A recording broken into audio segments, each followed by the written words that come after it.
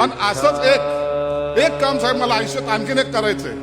बौद्ध गयाला अनेक अनुयायी जातात, बौद्ध गयाला दरवर्षी जातात, म्हणजे वर्षभर तिकडे जाणं येणं चालू असतं. तिथे साहेब हा समाजातील माणूस रस्त्यावर झोपतो, प्लॅटफॉर्मवर झोपतो, इकडे तिकडे आजूबाजूला कुठेतरी आपला सहारा घेतो आणि त्या बौद्ध गयाला जरूर जातो.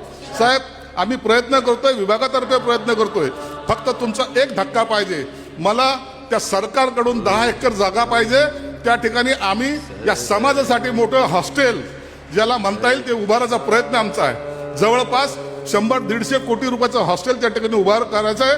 फक्त त्या सरकारला तुमच्यातर्फे जर एक पत्र जर आम्हाला दिलं तर आमच्या अधिकाऱ्यांना आम्ही स्वतः जाऊन त्यांच्याकडून ती जागेची मागणी करून, आणि तुम्ही जेव्हा बोलले सरकार आपलं आहे, तुम्ही जेव्हा बोलले की ती जागा निश्चित आपल्याला मिळेल आणि त्या बौद्ध गयामध्ये सुद्धा या सर्व बांधवासाठी एक आलिशान राहण्याची जागा होईल, एवढी एक विनंती आपल्याला करतो. आज खरं म्हणजे शिरसाट साहेबांनी एक अतिशय महत्वाचा विषय या ठिकाणी मांडला, तो म्हणजे बौद्ध गयेला मोठ्या प्रमाणात आपले भाविक जातात आणि म्हणून बौद्ध गयेमध्ये आपलं महाराष्ट्र भवन असलं पाहिजे, ज्याच्यामध्ये त्यांची व्यवस्था झाली पाहिजे. निश्चितपणे मी स्वतः बिहारच्या मुख्यमंत्र्यांशी बोलून त्या ठिकाणी जागा मिळवीन आणि आपण महाराष्ट्र सरकारच्या वतीनं एक चांगलं भवन हे त्या ठिकाणी तयार करू.